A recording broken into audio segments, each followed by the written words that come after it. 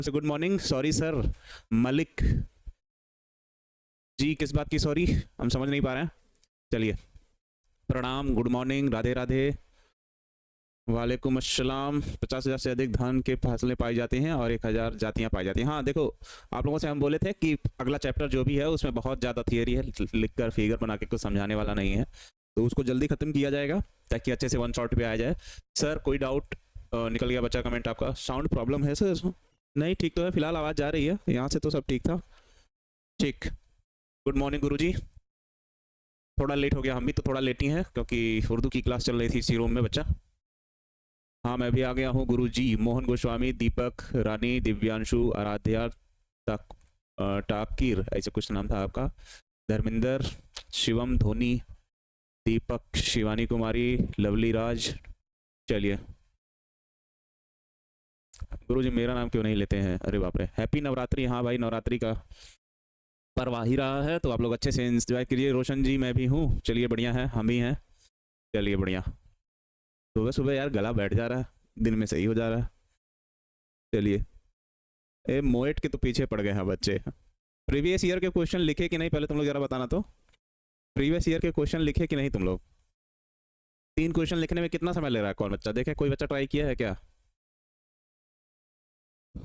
लग रहा है आज एनसीईआरटी पढ़ रही है साहब, इसीलिए लिखे हैं। आभासी फल के बारे में बताइए। जिसका खाने योग्य भाग थैलमस या पुष्पासन हो उसे आभासी फल कहते हैं, जैसे सेब। ठीक, मैं लिखा हूँ भैया। कितना समय 45 मिनट लगा 3 क्वेश्चन में। अगर 3 क्वेश्चन में तुमने 45 मिनट दिया विद फिगर तो बड़ी अच्छी बात है, पर हालांकि 15-45 हो भी सकता है। 1.5 घंटा सोनू कुमार जी को लग गया, 1 घंटा 40 मिनट लग गया। उसको 2-4 बार और प्रैक्टिस करो, उसको कम लिख कर लेके आओ। चलो 55 मिनट, 50 मिनट, 1 घंटा। 1 घंटा अगर कर रहे हो तो बढ़िया है, 1 घंटे से ज़्यादा मत करो। ठीक, 1 घंटा से ज़्यादा समय ना लो। प्लाज्मिड बोलीवर रोडिग्रेज, ये पढ़े थे पीवीआर हम लोग 322, उसको उतनी बार सिंथेसाइज किया गया।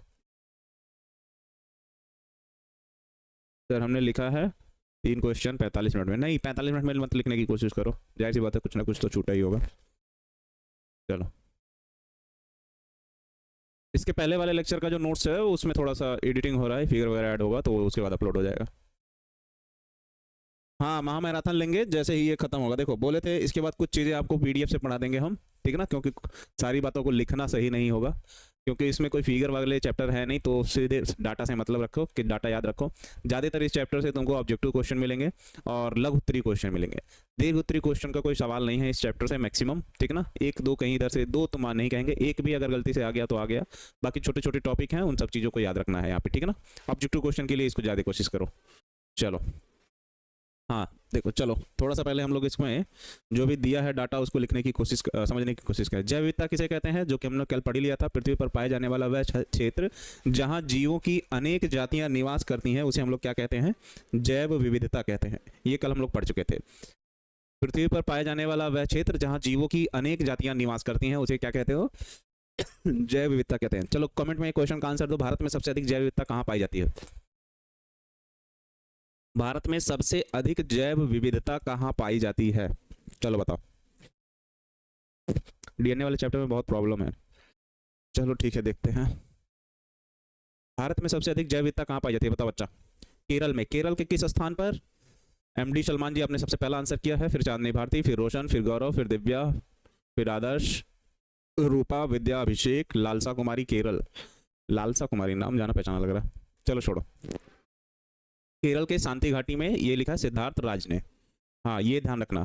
फूलों की घाटी किसे कहते हैं? चलो एक क्वेश्चन का और आंसर दो, ये भी ऑब्जेक्टिव में पूछता है। हाँ सारे बच्चे आंसर कर रहे हैं। फूलों की घाटी किसे कहते हैं? फूलों की घाटी किसे कहते हैं? चलो बच्चा आंसर करो, देखते हैं कितना याद है तुम लोगों का पिछले क्लास का। फूलों की घाटी किसे कहते हैं? चलो बताओ। सीता घाटी नहीं है, शांति घाटी है। आफरीन परवीन जी। फूलों की घाटी किसे कहते हैं? फ्लावर वैली किसे कहते हैं? फूलों की घाटी किसे कहते हैं या फ्लावर वैली किसे कहते हैं? चलिए बताइए। फूलों की घाटी, जलकुंभी नहीं, वो तो बंगाल का शोक कहा जाता है जलकुंभी को। वेस्ट बंगाल नहीं, वो भी सही नहीं है। नहीं, क्या हुआ? फैन चल रहा था। फूलों की घाटी का आंसर नहीं आया किसी बच्चे का, बाकी का शांति घाटी आ रहा है। कश्मीर नहीं होगा। उत्तराखंड को कहा जाता है फूलों की घाटी, ठीक है ना। फ्लावर वैली कहा जाता है उत्तराखंड को, इस चीज को भी ध्यान रखिएगा। फ्लावर वैली कहा जाता है उत्तराखंड को। भारत पृथ्वी पर किस गोलार्ध में स्थित है और किस दिशा में स्थित है, ये बताइए। चलिए, भारत पृथ्वी पर किस गोलार्ध में उपस्थित है और किस दिशा में स्थित है, चलो बताओ।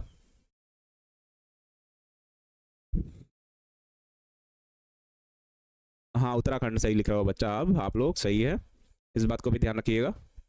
भारत पृथ्वी उत्तर में और उत्तरी गोलार्ध में आकाश कुमार और प्रिया कुमारी, कुंदन कुमार। साउथ नहीं है कुंदन कुमार जी, नॉर्थ है, ठीक है ना। और नॉर्थ ईस्ट आंसर आया है ना। सिंपी जी आप कल फिर से लेक्चर देख लीजिए, वेस्ट ईस्ट नहीं है, नॉर्थ ईस्ट होगा। हाँ, नॉर्थ ईस्ट सबसे पहला आंसर आया है गोलू कुमार जी का। बाकी लोग, ओह थोड़ा सा बड़ा कर दो कमेंट तो, ठीक है। चलो, पृथ्वी के किस क्षेत्र को उष्ण कटिबंधीय क्षेत्र कहते हैं, चलो बताओ। चलो बताओ, पृथ्वी के किस क्षेत्र को उष्ण कटिबंधीय क्षेत्र कहते हैं। आप सारे बच्चे लाइव आ गए हैं जितने रोज रहते हैं, फिलहाल अभी भी कम है 100 बच्चे लगभग। हाँ ये सही है, पृथ्वी के किस क्षेत्र को उष्ण कटिबंधीय क्षेत्र कहते हैं, चलो बताओ। ये क्वेश्चन भी ऐसे भी तो पूछ सकता है। कमेंट आ रहा है आपका भी सूरज कुमार जी। पृथ्वी के किस क्षेत्र को उष्ण कटिबंधीय क्षेत्र कहते हैं, चलो। कल जो पढ़े थे मैप बना के पूरा पृथ्वी का, उसको गुजरात में तो सूरज डूबता था ये बताए थे। 66.5 डिग्री, 66.5 डिग्री उष्ण कटिबंधीय क्षेत्र 66.5 डिग्री नहीं है। कर्क रेखा और मकर रेखा के बीच वाले स्थान को हम लोग कहते हैं उष्ण कटिबंधीय क्षेत्र, जो 23.5 डिग्री उत्तर तथा 23.5 डिग्री दक्षिण में स्थित है, ठीक है ना। ये बात सही है, जहां गर्मी ज्यादा होती है। हाँ ठीक है, सेल्सियस नहीं है, डिग्री है खाली, ठीक है ना रंजीत कुमार जी। तापमान नहीं था वो, 23.5 डिग्री तापमान नहीं था वो। 0 डिग्री लाइन को नहीं कहते, 0 डिग्री लाइन सबसे लंबी लाइन है, ठीक है ना। बस इतना ध्यान रखो, जो पृथ्वी को 2 बराबर भागों में बांटती है। हाँ, अक्षांश रेखा की संख्या कितनी है, चलो बताओ तो। अक्षांश रेखा की संख्या कितनी है। हीमोफीलिया पूछ रहा है एक लड़का, देखो इसी में। हाँ, सबसे अधिक जैव विविधता कर्क रेखा और मकर रेखा के बीच में पाई जाती है। चलो बढ़िया, वेरी गुड।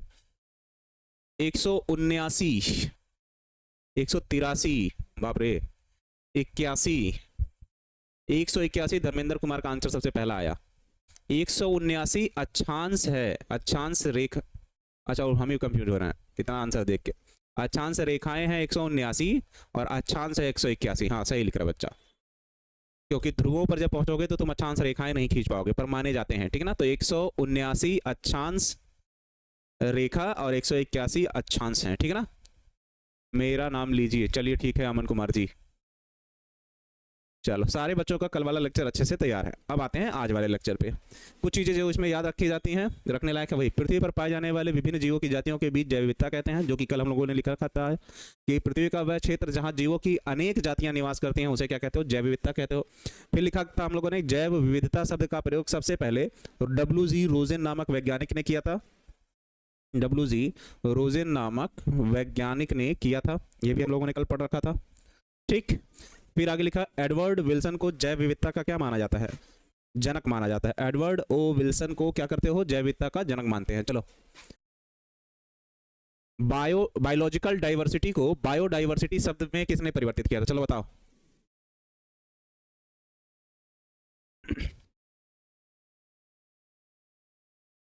बायोलॉजिकल डाइवर्सिटी को बायोडाइवर्सिटी शब्द में किसने परिवर्तित किया था, 1980 से 1985 में बदला गया था ये। हाँ, जनक माना जाता है। अरे यार, छींक आने वाला, समझ में नहीं आ रहा। WG रोजन।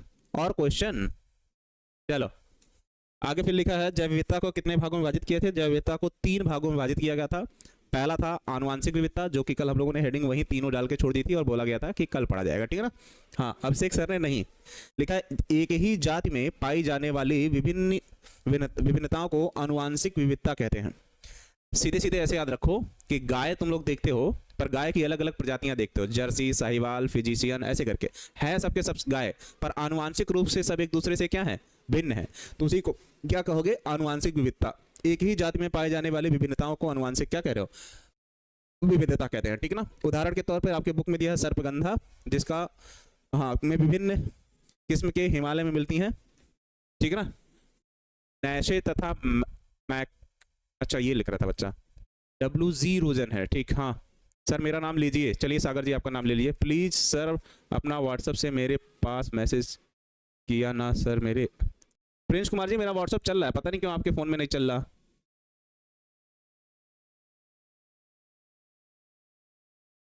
चलिए आगे फिर लिखा है जातीय विविधता, किसी जाति के अलग अलग किस्मों के बीच की पाई जाने वाली विविधता को जातीय विविधता कहते हैं। पहले तो एक गाय थी, चलो समझते चलो, यहीं पे एक गाय है, गाय की अलग अलग क्या है प्रजातियां हैं। एक हो गया साहिवाल, मान लो साहिवाल, जर्सी, फिजिशियन, ऐसे लिखते हो फिजिशियन, ठीक। तो इस गाय की बात की जाए तो ये सबके सब गाय हैं, पर इन सबके आनुवांशिक लक्षण एक दूसरे से क्या है पूरी तरीके से भिन्न होंगे। तो आनुवांशिक लक्षणों को जब विभिन्नताओं के आधार पर तुम कंपेयर करोगे तो उसे कहोगे आनुवांशिक विविधता, और दूसरा जो लिखे थे उसे कहते थे जातीय विविधता। और इनमें जब तुम अंतर खुद करने लगो, जातियों में भी आनुवांशिक लक्षणों की भिन्नता है, तो उसे हम क्या कहोगे जातीय विविधता कहोगे, ठीक है ना। रुपेश सर आप अपना नंबर दीजिए ना सर, इतना फोन करोगे ना तुम लोग की क्या ही बताएं हम। चलो तो आनुवांशिक और जातीय विविधता में अंतर समझ लोगे ना।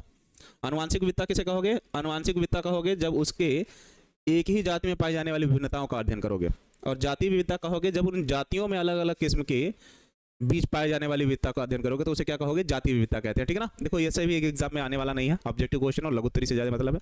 और भी कुछ चुनिंदा टॉपिक है जिसको मैं बाद में समझा दूंगा कि कौन से आते हैं, जो नहीं आते हैं उसको मैं बाद में क्लियर कर दूंगा, ठीक है ना। चलिए बैल भी हो सकता है सर जी, नहीं भाई बैल में और सांड में फर्क होता है, ठीक है ना, इस बात को आप ध्यान रखो, दोनों को मिक्स मत कर दो। चलो आगे फिर लिखा है जैसे पश्चिमी घाट में उभयचरों की अधिक जातियां पाई जाती हैं। उभयचर जीवों के 4 एग्जाम्पल लिखो पहले तो तुम लोग, उभयचर जीवों के 4 एग्जाम्पल लिखो। नहीं लास्ट चैप्टर नहीं है, इसके बाद भी एक चैप्टर है। बंद हो जाओ भाई, तबीयत खराब करके मानेगा क्या। चलो बताओ उभयचर जंतुओं के 4 उदाहरण पहले बताओ आप लोग। इसमें ज्यादातर आप लोगों को डाटा याद रखने से मतलब रखिएगा, कहानी की तरह पढ़ के भूल जाइएगा चैप्टर को, ठीक। हाँ लिख के पढ़ा देंगे पर डाटा पहले याद कर लो सर सब।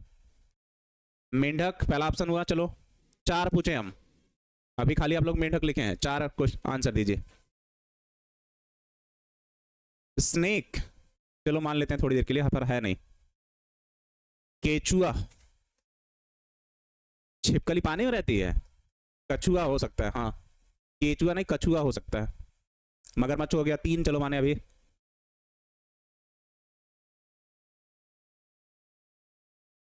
सैलामेंडर लिख रहा है एक बच्चा, देखो मेंढक की 4 प्रजातियां लिख दिया है एक बच्चा, अरे वो एक ही हुआ भाई, मेंढक ही हुआ ना। चलो क्रोकोडाइल हाँ लिखो। सर पीडीएफ से समझ नहीं आता है, कोई बात नहीं है, हम लिख के बाद में आपको डाटा समझा देंगे। अभी जो भी डाटा किताब में इधर उधर दिया हुआ है मिसलेनियस करके, बस एक जगह हम उसको इकट्ठा कर लेंगे, ठीक है ना। उसको लेके परेशान मत रहिए, पीडीएफ से पढ़ाना मुझे भी अच्छा नहीं लगता, ये आप लोगों को पता है, ठीक। जब इतना मेहनत से हम पूरा बोर्ड लिख सकते हैं भर के, तो जाहिर सी बात है पीडीएफ की जरूरत क्यों पड़ेगी। पर ये चैप्टर में ज़्यादा समय चल जाएगा, इसलिए लिखने के लिए अलग कर दिया हम, ठीक है ना। जोक लिखा है बच्चा, चलो ठीक है। तो कह रहा है पश्चिमी घाट भारत में कितने हॉट स्पॉट पाए जाते हैं, ये हम आप लोगों को बताए हुए हैं, चलो जल्दी बताओ। तो इसमें आप लोगों को बस याद करने से मतलब है, इस बात का ही ध्यान रखिएगा। भारत में कितने हॉट स्पॉट पाए जाते हैं, चलो बताओ, और उन हॉट स्पॉट का नाम भी बताइए। भारत में कितने हॉट स्पॉट पाए जाते हैं, इसमें तो हम आप लोग से ज़्यादातर क्वेश्चन ही करेंगे इस चैप्टर में। चलिए बताइए भारत में कितने हॉट स्पॉट पाए जाते हैं, और उस हॉट स्पॉट का नाम भी लिखिएगा। नहीं 2 नहीं है, 5 नहीं है, चलो 4 हॉट स्पॉट है, कुछ बच्चे 3 लिख रहे हैं। पश्चिमी घाट श्रीलंका, उसके बाद बताओ पश्चिमी घाट श्रीलंका, हिमालयन क्षेत्र और इंडो बर्मा, 3 है, ठीक है ना। एनसीईआरटी के हिसाब से भारत में 3 हॉट स्पॉट पाए जाते हैं, इस बात को ध्यान रखिएगा। जो 45 लिख रहा बच्चा वो आर्द्र भूमि है, ठीक है ना। हिमालय, पश्चिमी घाट श्रीलंका, इंडो बर्मा, हाँ ठीक है एकदम बढ़िया, ठीक। वो हॉट स्पॉट मोबाइल वाला नहीं, ठीक है ना। तो कह रहा है जातीय विविधता किसे कहोगे, किसी जाति के अलग अलग किस्मों के बीच पाए जाने वाली विविधता को जातीय विविधता कहते हो, और उन्हीं में जब आनुवंशिक लक्षणों के आधार पर अंतर स्पष्ट करेंगे तो उसे हम आनुवंशिक विविधता कहते हैं। फिर तीसरा लिखा है समुदाय विविधता एवं पारिस्थितिकी विविधता, पारिस्थितिकी स्तर पर पाए जाने वाली विविधता को पारिस्थितिक विविधता कहते हैं, जैसे रेगिस्तान, वर्षावन, मैंग्रोव वन, पतझड़ आदि वन पारिस्थितिक विविधता के उदाहरण है। कहने का मतलब कल हम लोगों ने ग्लोब बनाया था ऐसे पूरा, तो पृथ्वी को दो बराबर भागों में बांटने वाली रेखा को भूमध्य रेखा कहते थे। फिर उत्तरी गोलार्ध को जो लाइन डिवाइड करती थी उसको कहते थे कर्क रेखा, और दक्षिणी गोलार्ध को जो डिवाइड करती थी उसे कह रहे थे मकर रेखा। जहां पर सूर्य का प्रकाश सबसे ज्यादा पड़ रहा था तो वो था 23.5 डिग्री नॉर्थ और 23.5 डिग्री उत्तर की तरफ, ठीक। और इस दोनों के बीच में सबसे अधिक गर्मी पड़ने के कारण यहाँ पर सबसे अधिक क्या पाई जाती है, जैव विविधता पाई जाती है। तो यहाँ का पारिस्थितिकी तंत्र और यहाँ के ध्रुवों के पारिस्थितिकी तंत्र में क्या होगा, अंतर होगा। यहाँ का जो शीतोष्ण कटिबंधीय क्षेत्र है वहाँ का पारिस्थितिकी तंत्र यहाँ के पारिस्थितिकी तंत्र में मतलब शीतोष्ण और शीत कटिबंधीय क्षेत्र से पूरी तरीके से क्या है, अलग होगा। इसीलिए वही कह रहा है कि यहाँ का पारिस्थितिकी तंत्र पृथ्वी की भौगोलिक दिशाओं के कारण अलग अलग तरीके का पाया जाता है, जिसे हम पारिस्थितिकी तंत्र कहते हैं। जैसे उदाहरण के तौर पे इसमें क्या दिया है, रेगिस्तान जहाँ पर रेत ज्यादा होगा, वर्षा कम हो रही होगी, दिन बहुत ज्यादा गर्म होगा, रात बहुत ज्यादा ठंडी होगी। वर्षावन जहाँ हमेशा बारिश होता रहता है, मैंग्रोव वन जहाँ पर हमेशा नुकीले पेड़ पाए जाते हैं, और पतझड़ वन जहाँ पर पौधे की पत्तियों में कम संख्या पाई जाती है, ठीक है ना। सर पृथ्वी का खोज किसने किया था, पृथ्वी की खोज नहीं हुई थी, निर्माण हुई थी, ठीक है ना। Please sir help me. अच्छा मेरा व्हाट्सअप नंबर नहीं चेंज हुआ है बच्चा, जो भी बच्चा ये मैसेज कर रहा है प्रिंस कुमार अभी भी वही है और वही यूज करते हैं, ठीक है, वो रिवाइज कर देंगे हम, ठीक। अगला फिर लिखा है समुदाय या पारिस्थितिक विविधता को कितने भागों में विभाजित किया गया है, 3 भागों में। पहला है अल्फा विविधता, एक ही समुदाय या आवास में पाए जाने वाले जीवों की विविधता को अल्फा विविधता कहते हैं। एक ही समुदाय कहने का मतलब मान लो केवल रेगिस्तान के पारिस्थितिकी तंत्र का तुम अध्ययन कर रहे हो तो वहां पर जितने भी जीवों की जातियां पाई जाती होंगी उसे हम क्या कहेंगे, अल्फा विविधता कहते हैं, एक ही समुदाय में, ठीक है ना। बात समझ गया आगे, ठीक। आगे फिर लिखा है, कहाँ गया बच्चा, फिर बीटा विविधता, अलग अलग समुदाय में के आवासों में पाए जाने वाले जीवों की विविधता को क्या कहते हो, बीटा विविधता कहते हो। कहने का मतलब केवल रेगिस्तान वाले जीवों का अध्ययन कर रहे हो तो उसे क्या कहोगे, अल्फा विविधता। रेगिस्तान, तालाब, स्थल, जल सब जगह को मिला के एक जगह अध्ययन कर रहे हो तो उसे क्या कहोगे, बीटा विविधता, ठीक है ना। जैसे जल और स्थल तंत्रों में पाए जाने वाले जो भी लिख लो। तीसरा क्या लिखा है, गामा विविधता, एक ही क्षेत्र में अलग अलग आवासों पर पाए जाने वाले जीवों की विविधता को क्या कहते हैं, गामा विविधता कहते हैं। जैसे पृथ्वी पर तथा भारत में जातीय विविधता होती है, वर्तमान से प्रत्येक वर्ष लगभग 15,000 नई जातियों की खोज होती है। कहने का मतलब पृथ्वी पर कुछ क्षेत्र ऐसे हैं जहाँ पे हमेशा बर्फ जैसा है, ग्लेशियर है। पृथ्वी पर कुछ क्षेत्र ऐसे हैं जहाँ हमेशा वर्षावन होता है। पृथ्वी पर कुछ क्षेत्र ऐसे हैं जहाँ पे क्या है, रेगिस्तान है। ये सारी चीजें आप लोग पढ़ रखे हैं, तो उन सबको क्या कहोगे, गामा विविधता मिला रहा। तो कह रहा है कि पारिस्थितिक विविधता को कितने भागों में विभाजित किया गया है, 3 भागों में। हर रोज पूछता हूं, कभी आप नहीं बताते हैं, क्या पूछा है भाई अमन कुमार, चलो।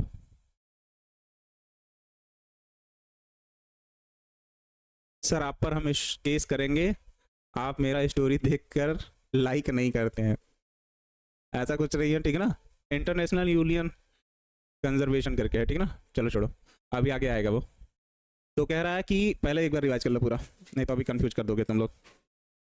जैव विविधता किसे कहते हो, पृथ्वी पर पाए जाने वाला वह क्षेत्र जहां पर जीवों की अनेक जातियां निवास करती हैं उसे क्या कहते हो, जैव विविधता कहते हो। जैसे कितने भागों में विभाजित किया गया है, 3 भागों में। पारिस्थितिकी विविधता, आनुवांशिक विविधता और एक क्या है, आनुवांशिक विविधता पहले क्या है, हाँ आनुवांशिक विविधता, जब एक ही जात के जीवों को आनुवांशिक लक्षणों के आधार पर अंतर स्पष्ट करते हो तो उसे आनुवांशिक विविधता कहते हैं। हाँ एनसीईआरटी।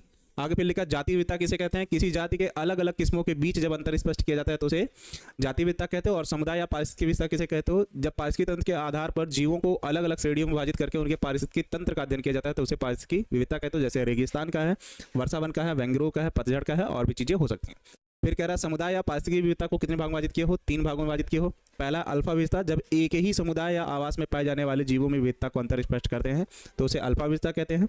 जैसे छोटे वन या उद्यान में पादपों की विविधता, एक बगीचे में छोटा स्थान है और उसमें कह रहा है अलग अलग तरीके के पेड़ पौधे पाए जा सकते हैं तो उसको हम रखेंगे इसमें अल्फा।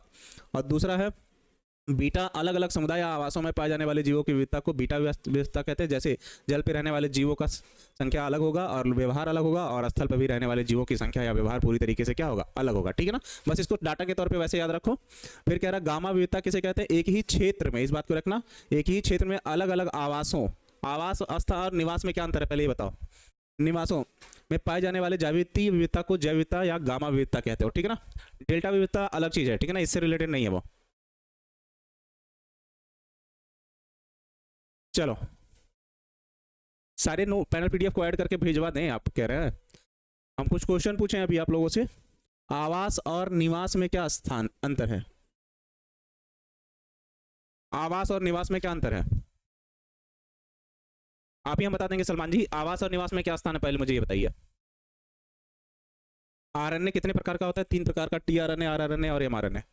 अस्थाई कौन सा? विपिन कुमार जी कौन सा है अस्थाई है, आवास या निवास? अच्छा फास्ट बोलते हैं तो समझ में नहीं आता, चलो सीधे बोलते हैं। आवास फिक्स, निवास नॉट फिक्स। उल्टा लिख दिया बच्चा, निवास स्थान फिक्स होता है, निवास फिक्स होता है, ये फिक्स है, ये फिक्स नहीं है।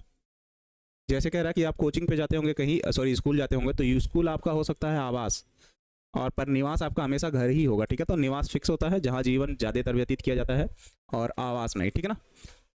फिर कह रहा है वर्तमान में प्रत्येक वर्ष भारत में कितनी नई जातियाँ खोई जाती हैं? लगभग 15,000 विश्व में होगा, ठीक है ना। और हाँ निवास जहाँ रहते हैं, ठीक। एक लाइन लिखा है IUCN international union of conservation of nature या नेचुरल रिसोर्स 2004 में ये संस्था बनाई गई थी, के अनुसार अब तक 84 गर्म जंतुओं व पादपों की कुल संख्या 1.5 मिलियन मतलब 15 लाख पाई जाती है, ठीक है ना। चलो तो अगर कहे पृथ्वी पर पौधों की कितनी जातियां उपस्थित हैं, तो लगभग 1.5 मिलियन या 15 लाख के आसपास, ठीक है ना, जंतुओं की और पादपों की मिला के। आगे फिर लिखा है वर्तमान में पृथ्वी पर अभी अकालित जंतुओं में आंकलित रहेगा, ठीक है ना, जंतुओं में 70% से अधिक क्या है, जंतु हैं। अभी हम बता रहे हैं कि ऑब्जेक्टिव क्वेश्चन पूछेगा कैसे, बस इतना याद रखो, कितना प्रतिशत जंतु है, 70% पूरे, ठीक है ना। हाँ दूसरा कह रहा है भारत की भूमि क्षेत्र विश्व के क्षेत्र का कितना प्रतिशत है, ये याद रखो, ये लाइन याद रखो। अभी देखो तुम लोग को ये ऑब्जेक्टिव सारा याद हो जाएगा। पृथ्वी का कुल क्षेत्र मतलब विश्व का पूरा हिस्से का, स्थल वाले हिस्से का 2.4% का क्या है, भारत अकेले लिए हुए है, ठीक है ना, भारत अकेले लिए हुए। हाँ ये बात ध्यान रखना, भारत का भूमि क्षेत्र विश्व के केवल कितना है, 2.4% है, और वह जाति विविधता किसमें है, कितनी है इसमें, विश्व की 8.1%। जाति विविधता कितनी है, 8.1%। फिर दुनिया में जितनी भी जीवों की जातियां पाई जाती हैं उसका लगभग 8.1% जातियां भारत में पाई जाती हैं। कितने क्षेत्र पर, 2.4% क्षेत्र पर, ठीक है ना। दूसरा, जिसके कारण इसे महाविविधता वाले 12 देशों में शामिल किया गया। तो अगर पूछ ले विश्व में कुल कितने ऐसे देश हैं जहां पर सबसे अधिक जैव विविधता पाई जाती है, तो कुल है 12 देश, ठीक। चलो अभी हम इसका ऑब्जेक्टिव क्वेश्चन पूछें, आप लोग बताएंगे, इसका ऑब्जेक्टिव क्वेश्चन हम पूछे, आप लोग बताएंगे, चलिए बताइए। अच्छा चलो ठीक है, कोई बात नहीं, कुशवाहा नेहा जी थैंक यू। ठीक सुनो, आप क्वेश्चन पूछना है कि पौधों तथा जंतुओं की कुल कितनी जातियां पाई जाती हैं विश्व में, पौधों तथा जंतुओं की कुल कितनी जातियां पाई जाती हैं, चलो बताओ। मजहर राजा जी बताइए, पौधों तथा जंतुओं की कुल कितनी जातियां पाई जाती हैं विश्व में, बताइए।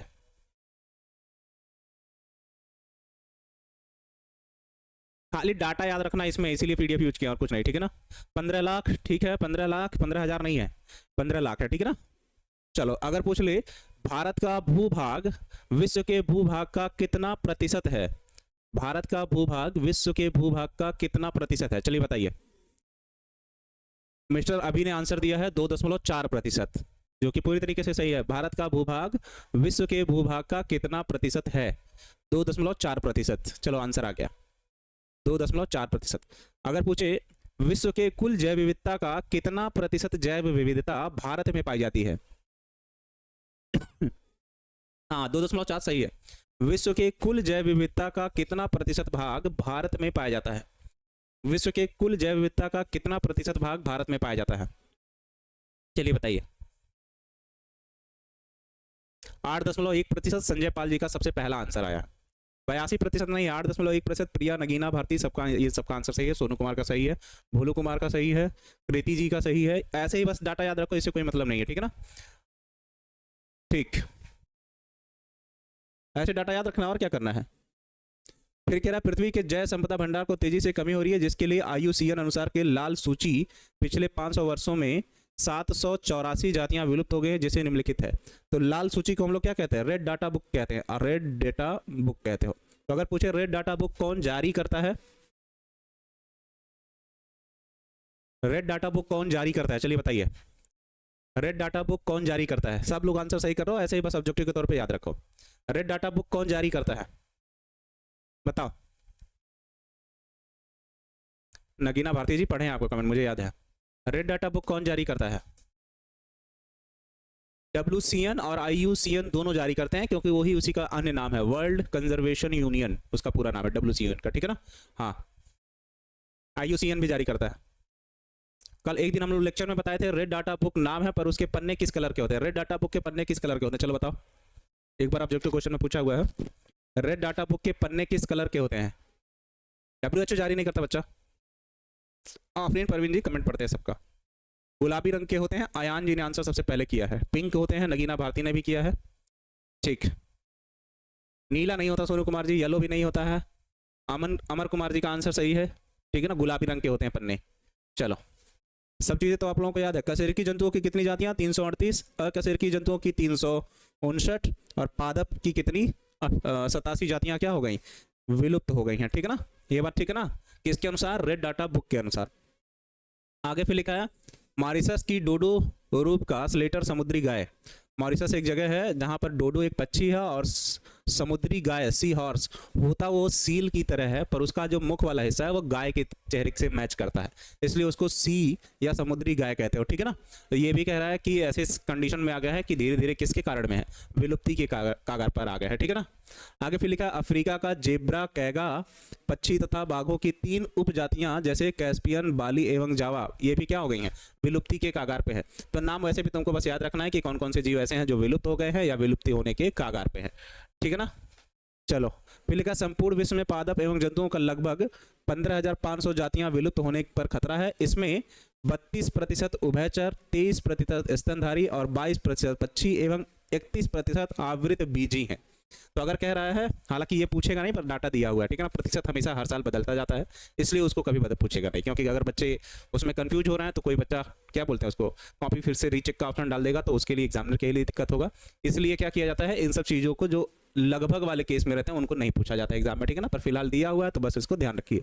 उभयचर की कितनी प्रतिशत प्रजातियां विलुप्ति के कागार पर हैं? 32%। स्तनधारी की कितनी प्रतिशत प्रजातियां कागार पर है विलुप्ति के? 23%। पक्षियों के 22% और आवृत बीजी के कितने? लगभग 31%। अब मेरे क्वेश्चन का आंसर दीजिए कि आवृत बीजी पौधों की 4 विशेषताएं बताइए। चलिए, दूसरा चैप्टर आप लोगों का यही था, अमन सर आप लोगों को पढ़ाए होंगे। आवृत बीजी पौधों के 4 लक्षण बताइए। चलिए, ये तो पैनल PDF मिल जाएगा, कहाँ परेशान हो। डोडो एक पक्षी है, ठीक है ना।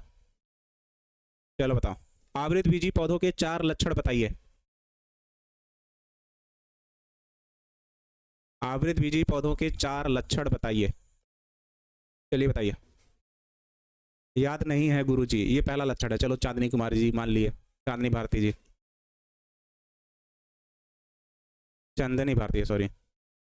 बीज फल के अंदर होता है, सही बात है। ये बीज आवरण भी पाया जाता है, मतलब बीज के ऊपर एक सीड कोट भी पाया जाता है। 2 हो जाएगा, अभी 1 हुआ। चलिए, फ्लावर उल्टा बीजाण नहीं, ये सब लक्षण रही है। पहला लक्षण लिखोगे कि इसमें कभी ना कभी पुष्प फ्लावर का निर्माण होता है। पहला लक्षण, इसके जीवन काल में कभी ना कभी पुष्प का निर्माण होता है। दूसरा लिखोगे इसमें द्विनिषेचन की क्रिया होती है, जिसे डबल फर्टिलाइजेशन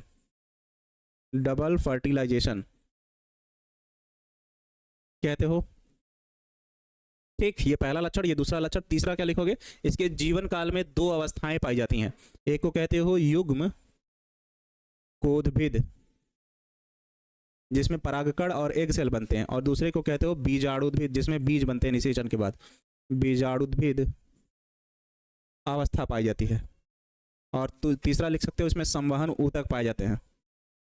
संवहन ऊतक मतलब जाइलम और फ्लोएम की कोशिकाएं पाई जाती हैं।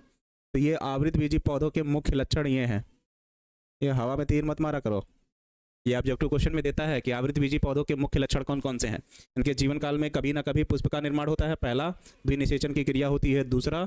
युग्म कोदभिद और बीजाणुद्भिद अवस्था पाई जाती है। युग्म कोदभिद अवस्था हमेशा अगुणित होती है और बीजाणुद्भिद अवस्था हमेशा द्विगुणित होती है, और उसमें संवहन ऊतक या जाइलम और फ्लोएम की कोशिकाएं पाई जाती हैं, ठीक है ना। ये 4 लक्षण मुख्य रूप से याद रखो आवृत बीजी पौधों के।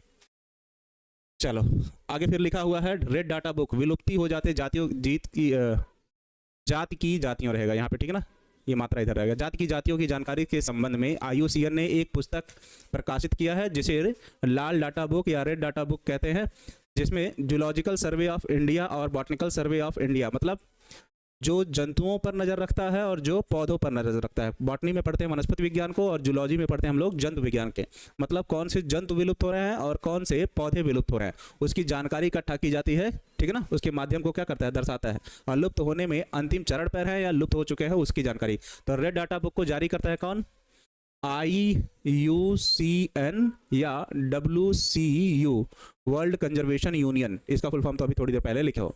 इसमें कह रहा है कि जो एनिमल के बारे में जानकारी रखता है और जो प्लांट के बारे में जानकारी रखता है कि कौन से पौधे या कौन से जंतु विलुप्त हो रहे हैं, तो जो जंतुओं को बारे में जानकारी रखता है उसको कहते हैं जूलॉजिकल सर्वे ऑफ इंडिया, और जो पौधों के बारे में जानकारी रखता है उसे कहते हैं बॉटनिकल सर्वे ऑफ इंडिया। और ये दोनों बताते हैं कि क्या पौधों की और जंतुओं की कौन सी जातियां विलुप्त हो रही हैं, और उसका वर्णन किसमें किया जाता है, रेड डाटा बुक में, ठीक है ना। ठीक है कुमकुम कुमारी गुप्ता जी, अच्छा सब पढ़े थे, रिवीजन के बिना भूल गया।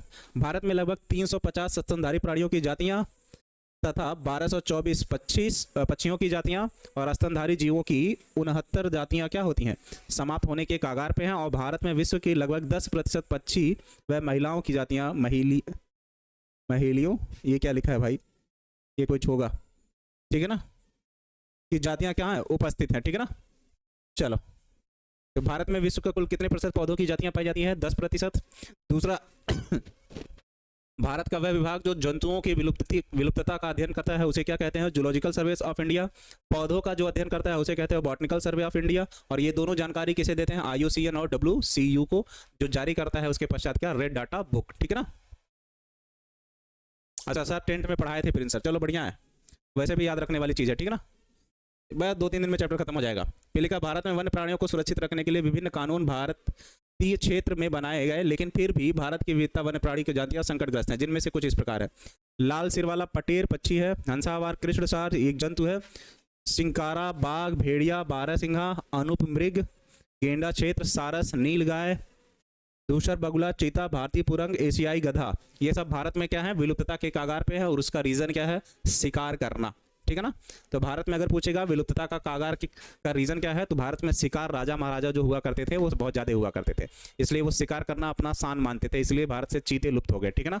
इसलिए भारत से जब चीते नामीबिया नामक देश से ले आए गए तो वो कहाँ पर रख गए, कूनो नेशनल पार्क में, ठीक है ना।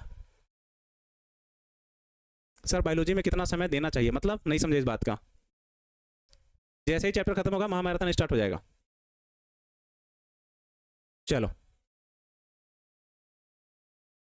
प्लानर में हमने दिया है आप लोगों को 15 अक्टूबर तक का समय, ठीक है ना, उसको याद रखो। चलो आगे फिर लिखोगे, इसके अलावा विश्व के देशों में भी अनेक जातियां संकटग्रस्त हैं, जिसमें मुख्य है क्या, अफ्रीकी चीता, श्याम गेंडा, अफ्रीकी सिंह, फिर गोरिल्ला, रूसी ध्रुवीय भालू। अन्य महत्वपूर्ण दिवस, तो ये सब जो जानवरों के नाम दिए हैं ये सब भी कह रहा है कि विश्व में भी क्या है, विलुप्तता के कागार पर है, ठीक है ना, विलुप्तता के कागार पर है, धीरे धीरे ये भी क्या हो रहा है, नष्ट हो रहा है। इसीलिए देखते होगे। अच्छा मुझे ये क्वेश्चन का आंसर करो, वनस्पति उद्यान और चिड़ियाघर में क्या अंतर है, वनस्पति उद्यान और चिड़ियाघर में अंतर बताओ। चिड़ियाघर या प्राणी विहार भी लिखा होता है, दोनों में अंतर स्पष्ट करो तो। चलो आज जितना पढ़ रहा है उससे सिर्फ ऑब्जेक्टिव आएगा, थियरी नहीं आएगा लिखने को। ज्यादातर वही 1 नंबर में रेड डाटा बुक के बारे में थोड़ा बहुत पूछ सकता है, 2 नंबर में सॉरी, इसके अलावा और कुछ आज वाले में थियरी में लिखने को नहीं आएगा। चलिए आफरीन परवीन जी, जो आपने पूछा कि बायोलॉजी में कितना पढ़ना चाहिए, सारे सब्जेक्ट को रिवीजन पे ज़्यादा फोकस करिए, पढ़ने पे खाली कोर्स पूरा करने पे मतलब ध्यान मत रखिए। चलिए आदित्य राज जी, आपकी बहन को मेरी तरफ से हैप्पी बर्थडे।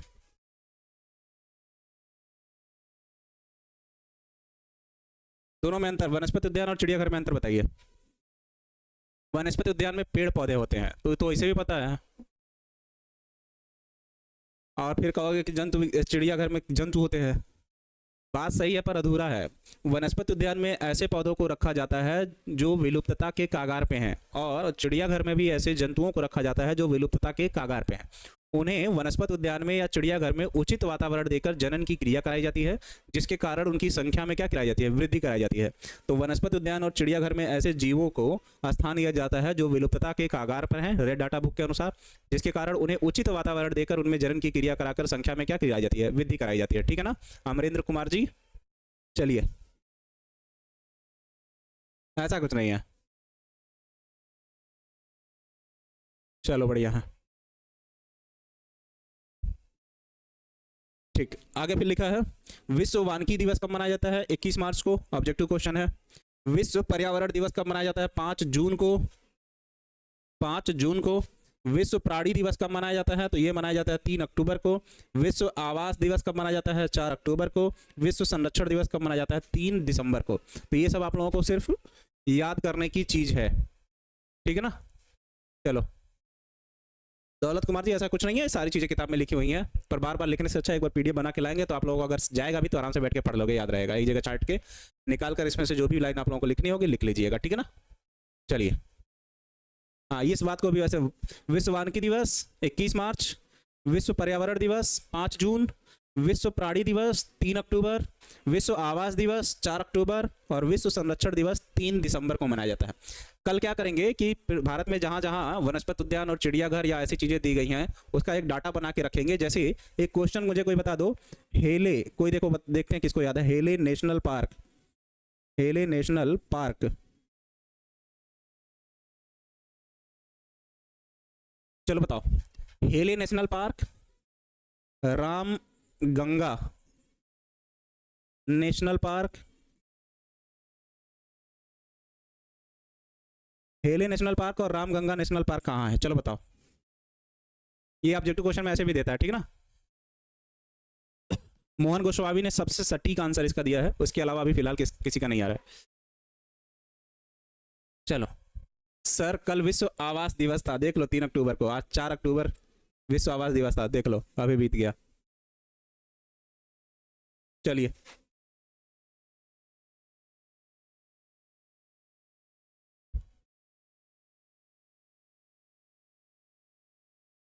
रामगंगा मध्य प्रदेश के बच्चे ने लिखा, कलकत्ता लिखा, उत्तराखंड का नैनी लिखा, नैनीताल, राम नहीं पता सर जी, देखो कंफ्यूज जरूर हो गए। इसी को जिम कार्बेट भी कहते हैं,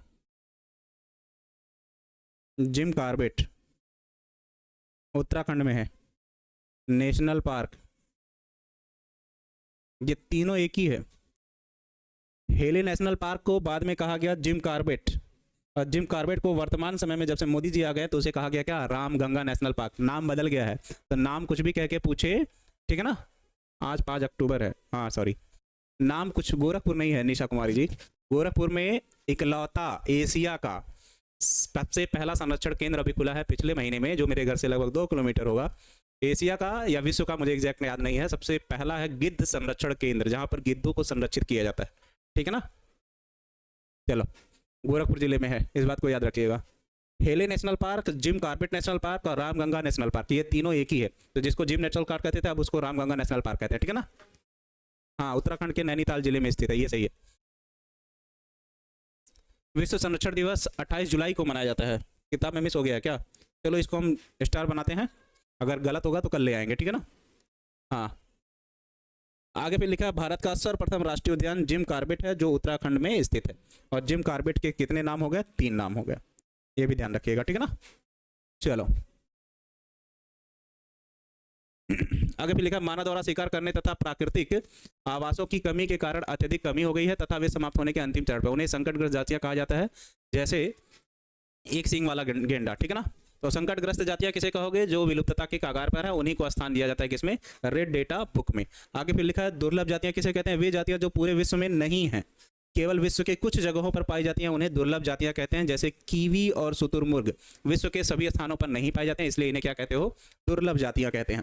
दूसरा, सुभेद जातियां किसे कहते हैं, वे जातियां जो वर्तमान में सामान्य संख्या में पाई जाती हैं, लेकिन भविष्य में प्राकृतिक आवासों की कमी होने के कारण संकटग्रस्त जातियों की श्रेणी में आने वाली हैं, उसे सुभेद जातियां कहते हैं। जैसे जंगल का क्षेत्र हम लोग काटते जा रहे हैं अपने आवास या निवास स्थान के लिए, तो जंगली जीवों की संख्या लगातार क्या हो रही है, कमी होती जा रही है, जो अभी वर्तमान समय में बहुत ज्यादा मात्रा में पाए जाते हैं, तो उन्हें क्या कहोगे, सुभेद जातियां। मतलब वह जातियां जो वर्तमान समय में संख्या अधिक है, लेकिन उनके आवास या निवास स्थान में परिवर्तन होने के कारण वो लगातार संख्या में धीरे धीरे क्या हो जाएगी, कम हो जाएंगी, तो उन्हें हम लोग क्या कहेंगे, सुभेद जातियां कहेंगे। तो बस इतना ही डाटा आप लोगों को याद रखना है और इसके अलावा कुछ याद मत रखिएगा, ठीक है ना। हाँ पता है पीडीएफ से समझ में नहीं आता, मुझे भी अच्छा नहीं लगता, पर फिलहाल ये ऑब्जेक्टिव क्वेश्चन के लिए था, तो सिर्फ इसे डाटा याद रखिए, ठीक है ना। सर कैलेंडर में 17 क्लास दिया है, लास्ट चैप्टर और बोल रहे हैं 15 तारीख को खत्म होगा क्या भैया? हाँ 15 तक हो सकता है खत्म हो जाए, ताकि उसके बाद हम आपको वन शॉट लेते रहे, ठीक है ना। ठीक, ऑब्जेक्टिव क्वेश्चन के लिए, जैव विविधता किसे कहते हो? पृथ्वी पर पाए जाने वाले वह क्षेत्र जहां पर जीवों की अनेक जातियां निवास करती हैं। जैव विविधता शब्द का प्रयोग किसने किया था? रोजन ने किया था। एडवर्ड ओ विल्सन को हम जैव विविधता का क्या मानते हैं? जनक मानते हैं। जैव विविधता को कितने क्षेत्रों में विभाजित किया गया है? 3 क्षेत्रों में। आनुवांशिक विविधता, जिसमें एक ही जातियों के आनुवांशिक लक्षणों के आधार पर अध्ययन करते हो, ठीक। दूसरा क्या लिखे थे? जाति विविधता, उन्हीं जातियों के आनुवांशिक लक्षणों के हिसाब से अंतर स्पष्ट करते हो। और समुदाय या पारिस्थितिक विविधता, पृथ्वी के भौगोलिक क्षेत्र के कारण भौगोलिक क्षेत्रों में अलग अलग स्थानों पर अलग अलग वातावरण पाए जाते हैं, जिससे उसे क्या कहते हो? समुदाय या पारिस्थितिक विविधता कहते हैं। उस पर कितने भाग में विभाजित किए हो? 3। अल्फा विविधता किसे कहते हो? एक ही जातियों के समुदाय या आवासों में पाए जाने वाले अंतर को अल्फा विविधता कहते हो। फिर क्या लिखे थे? बीटा विविधता, अलग अलग समुदाय या आवासों में पाए जाने वाले जीवों के अंतर को कहते हो। और फिर लिखो गामा विविधता, एक ही क्षेत्र में अलग अलग आवासों के पाए जाने वाले जीवों की विविधता को गामा विविधता कहते हैं, ठीक है ना। वर्तमान में प्रत्येक वर्ष लगभग कितनी जातियों की खोज होती है? लगभग 15। IUCN international union of conservation of nature या नेचुरल रिसोर्स 2004 में बनाया गया था। इनके अनुसार पूर्व गर्म वाले क्षेत्रों में पौधों और जंतुओं की कुल जातियां लगभग कितने हैं? 1.5 मिलियन है, ठीक है ना। ऑब्जेक्टिव के लिए बस याद रखना है और कुछ नहीं। कह रहा है कि जातियों की कुल संख्या कितनी है? 70% है जंतुओं की। भारत की भूमि का विश्व का कुल का कितना क्षेत्रफल ग्रहण करता है? 2.4%। और उसी क्षेत्रफल में कितनी अधिक जैव विविधता पाई जाती है? 8.1%। और भारत में कह रहा है कि सबसे अधिक, भारत में कह रहा है विश्व में कुल लगभग 12 देश ऐसे हैं जहां पर सबसे अधिक जैव विविधता पाई जाती है, इसमें भारत भी आता है। पृथ्वी में जैव संपदा भंडार में तेजी से कमी हो रही है, जिसके आधार पर IUCN के अनुसार पिछले 500 वर्षों में 784 जातियां विलुप्त हो गई हैं, जो लिखी हैं कशेरुकी जंतुओं की 338, अकशेरुकी की 359 और पादप की कितनी? 87 जातियां। फिर क्या है? मॉरिशस का डोडो की स्लेटर समुद्री गाय, ये संकटग्रस्त प्रजातियां हैं और ये संकटग्रस्त प्रजातियों के अन्य नाम हैं। उभयचर कितने हैं? 32% विलुप्तता के कगार पर, 30% स्तनधारी, 22% पक्षी और 31% आवृतबीजी पौधे, ठीक है ना। आवृतबीज पौधों के 4 लक्षण मुख्य, इसमें पुष्प का निर्माण होता है, द्विनिषेचन होता है, जीवन काल में 2 अवस्थाएं पाई जाती है, युग्मकोद्भिद, बीजाणुद्भिद, ये अगुणित होता है, ये द्विगुणित, और इनमें संवहन ऊतक या जाइलम और फ्लोएम की कोशिकाएं पाई जाती हैं। 25 अक्टूबर से क्रैश कोर्स स्टार्ट हो रहा है सर जी। 25 से मुझे तो नहीं पता, ठीक है ना। रेड डाटा बुक को जारी कौन करता है? IUCN या WCU, जहां पर पौधों और जंतुओं की क्या करना है? संरक्षण से संबंधित जानकारी इकट्ठा करता है। भारत में जो संस्था है उसे कहते हैं जूलॉजिकल सर्वे ऑफ इंडिया, जंतुओं की और पौधों की बॉटनिकल सर्वे ऑफ इंडिया, ठीक है ना। भारत में लगभग 350 स्तनधारी जीवों की प्राणी संकट में है। 1224 पक्षियों की जातियां उपस्थित है, जिसमें से 53 स्तनधारी और 69 पक्षियों की जातियां समाप्त होने के कगार पे है। और भारत में विश्व का लगभग 10% पक्षियां पाई जाती हैं। मछलियां, आई थिंक वो लिखा हुआ था, ठीक है ना। कानून बनाया गया पर फिर भी शिकार के कारण इतने सारे जानवर लुप्त हो रहे हैं। दूसरा कह रहा है कि अफ्रीका या विश्व में भी कुछ ऐसे जानवर हैं जो लुप्त हो रहे हैं। और विश्व वानिकी दिवस 21 मार्च, विश्व पर्यावरण दिवस 5 जून, विश्व प्राणी दिवस 3 अक्टूबर, विश्व आवास दिवस 4 अक्टूबर और विश्व संरक्षण दिवस 3 दिसंबर को मनाया जाता है।